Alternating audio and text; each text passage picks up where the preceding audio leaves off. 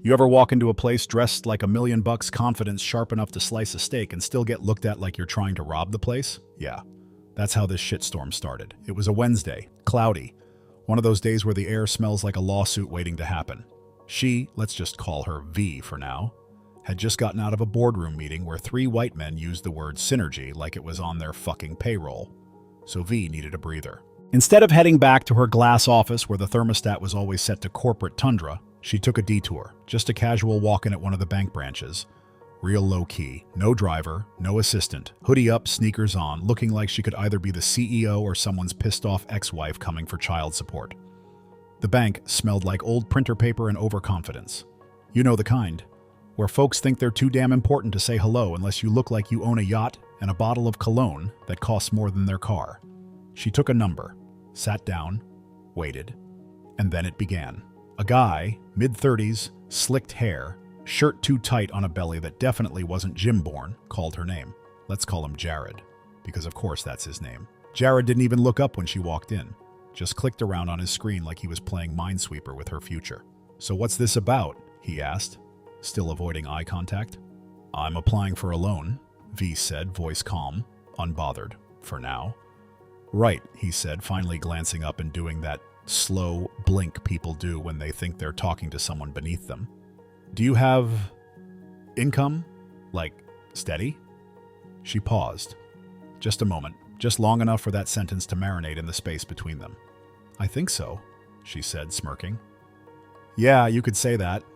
Jared didn't catch the sarcasm. Of course he didn't.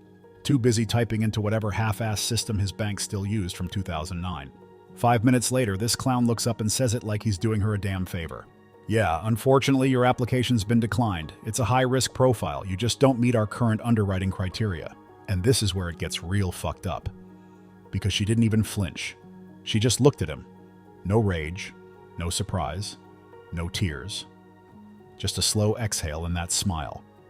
The kind of smile that's more weapon than expression. "Anything else?" she asked, real casual. "Nope. Sorry," he said, tapping his keyboard like a human error message. She got up, walked out. Didn't say who she was, didn't pull rank, didn't flip the table like she wanted to. But inside she was on fire. Not the kind of fire you scream about, the quiet one.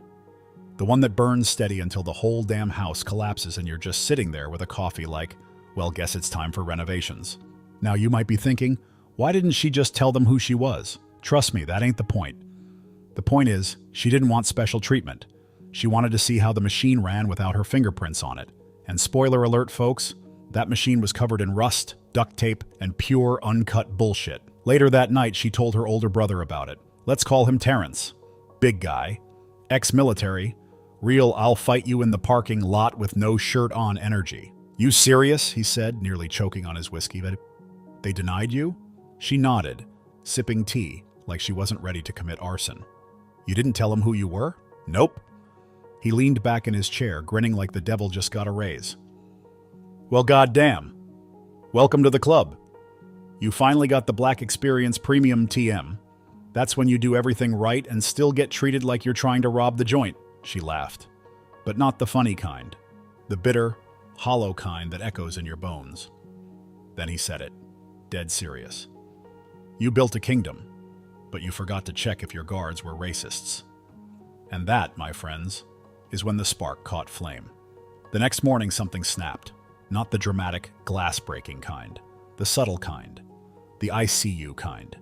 She logged into the internal system, the kind only executives got access to. The back end of the back end. A place where spreadsheets lived like skeletons in a closet nobody wanted to open. She pulled reports on loan denials, filters on race, zip code, income brackets, not just hers, everyone's. And what she found? Let's just say that shit could have been a horror movie. Black applicants were being flagged as high risk across the board. Middle income? Denied. Dual income households? Denied. College degrees? Still denied. There were red flags where there should have been green lights. And the wildest part? It was all automated. The system wasn't broken. It was built this way. That's when she closed the laptop, sat back, and whispered to herself, "Dude, what the fuck have I created?" The thing about getting slapped in the face by your own damn machine is, It doesn't bruise your cheek, it bruises your soul. And in V's case, that bruise started turning black and blue real quick. After that loan denial shit show, she couldn't sleep. Not because of the money, hell no. She had more zeros in her account than most people have in their blood pressure. What kept her up was the stench. You know that smell? Like something's rotting behind the walls, but nobody else seems to notice? That was her bank. Her baby, the place she helped build from the ground up while men in suits called her sweetheart and told her to smile more. Yeah, that place.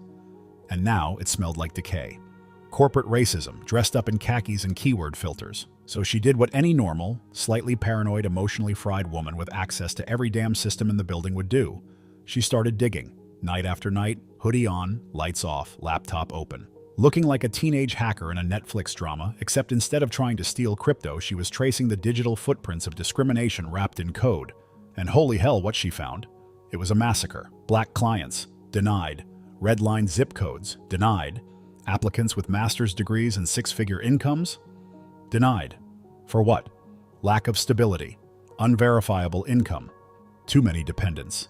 Too many dependents? What, you mean kids? So now being a parent is a red flag? She muttered to herself, sipping coffee like it was bourbon. Even worse? The approval rates for white applicants with less income, fewer assets, and worse credit were higher. Like, significantly. At one point, she had to stop and just stare at the screen. Jesus fucking Christ, she whispered. I'm running a damn plantation with Wi-Fi. And if that line doesn't haunt your dreams, congratulations, you've never run a bank. But here's where things took a turn. A weird, goosebumps up your ass kind of turn. She started getting emails, anonymous, subject lines like, "You think this is new?" Or, "Finally getting a taste, huh?" And the real kicker, "How's it feel to be another number in your own system?" At first, she thought they were trolls, internet weirdos with too much time and bad grammar. But then she noticed something. They were all from current or former black clients. One message in particular hit her like a punch to the gut. "I applied for a home loan with your bank 3 times. I make 6 figures, I have no debt, and still got denied. But my white coworker with a DUI and a bankruptcy got approved in 2 days. Thanks for nothing." She didn't even realize her hands were shaking until she dropped her phone. And in that moment, something dark crept in. This wasn't just a bad policy, this was personal. Cut to a week later, one of the bank branches downtown. The one with all the marble floors and fake smile staff who treat you like you farted when you walk in without a Rolex. That's where shit hit the fan. An older black woman, let's call her Miss Gloria, 62, church hat and all, walked in with a loan application and a folder full of her dead husband's Navy records. She was trying to refinance her mortgage. She waited 45 minutes before anyone acknowledged her. When they did, some 25-year-old manager with the energy of a wet sock looked at her like she was asking to borrow a kidney. "Ma'am, are you sure you're at the right bank?" he said. "Are you serious, dude?" Miss Gloria pulled out her statement. 20 years of loyal banking. Never missed a payment, raised 3 kids on a cashier's salary. Never once bounced a damn check. "I've been here longer than you've been alive," she said. The guy smirked. That smirk lit the internet on fire. See, Miss Gloria didn't just leave pissed off. She went outside, sat in her car, took out her phone, and started talking, not yelling, not crying, just telling the truth. "They told me I might be at the wrong place, but I've had a checking account here since 1999. What changed? I got older, and I'm still black." Her video blew the hell up. Within hours, the comments section was a confession booth.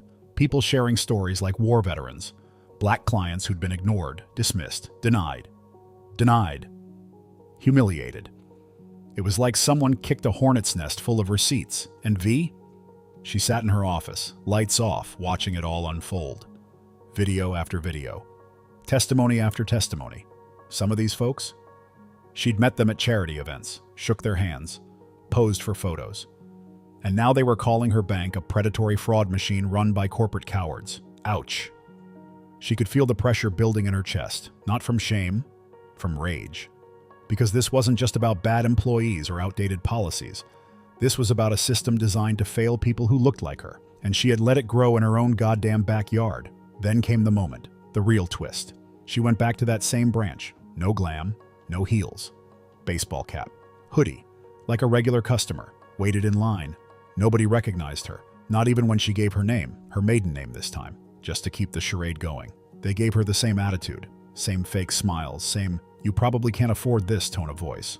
One of them, a bleach blonde manager with more lip filler than empathy, leaned over and said, You might want to try another institution, sweetheart. We tend to be selective. And right then she realized they weren't broken. They were trained. There's a special kind of silence that hits you right before the storm. Right after you realize everyone in the room's been laughing at a joke and you're the damn punchline. That's where V was now. After that charming little encounter at the branch, the one where Miss Botox Barbie with the weaponized smile told her, "Sweetheart, we tend to be selective," something snapped. Not the kind of snap where you throw a stapler at a wall and storm out screaming. No, this was the slow burn kind. The kind where your rage simmers under the surface like lava waiting for some dumbass to tap the wrong rock. And honey, they tapped it. She walked out of the branch cool as hell like she'd just window shopped at a morgue. Then she got to her car, closed the door, and finally let her face drop. Not sadness, not shock, pure fury. The kind of fury that only comes when you've eaten shit with a silver spoon your whole damn career and finally realized it was always shit. They just plated it nice for you. She drove straight to her apartment. No calls, no detours. Just 4 red lights she barely saw because her brain was replaying every second inside that branch. The way they looked at her. The condescension in their eyes. The way they said sweetheart. Like it wasn't a damn slap in the face. And you know what the worst part was? They had no clue who the fuck she was. That night she sat on her couch with a glass of whiskey in one hand and a war plan in the other. She went full detective mode, started pulling employee files, surveillance logs, internal communications, customer service call records, shit most people didn't even know existed. And what she found? Let's just say it was uglier than a Florida motel at 3 a.m. Certain employees, especially in branches on the nicer side of town, were marking black applicants for manual review, even when the system had already pre-approved them. You know what that meant? It meant they were going out of their way to reverse approvals, quietly. No paper trail. Just a subtle, little digital note. Something feels off. Feels off? What the fuck is that supposed to mean? Did their credit smell funny? But wait, there's more. One loan officer had flagged every single application from anyone with a West African last name. Another was found writing, "Watch her tone" in the CRM notes like she was grading a damn behavior chart in 3rd grade. And then, oh baby, then came the cherry on top. An internal group chat. A little backdoor Slack channel some of the boys' club had been using to, let's call it vent. Messages like, "Another welfare queen trying to play CEO." Dude, you should have seen the attitude on this one. High credit score, but she walked in like she owned the place. LMAO. I told her our system had no soul, which is ironic given. Yeah, that was a real message. Given. Left hanging like the racist punchline it was meant to be. She didn't scream, she didn't cry, she saved everything. Then came the reviews. V always kept an eye on the customer feedback dashboard, but this time she filtered it by race and location. It was like pulling back a curtain on a haunted house. Black clients complaining about being told to come back with a man, being questioned about how they got their money. One guy literally said he was asked if he had any priors before they even pulled his credit. Another woman said she'd been offered a starter checking account like she was a high school intern. She was 52, owned 2 businesses, drove a Range Rover. Hell, her dog probably had a better credit score than the teller helping her. And the kicker? All these complaints had been marked as resolved, as in swept under the rug like dead bugs at a 5-star hotel. Now here's where V started to leave subtle behind and go full queen of fuck around and find out.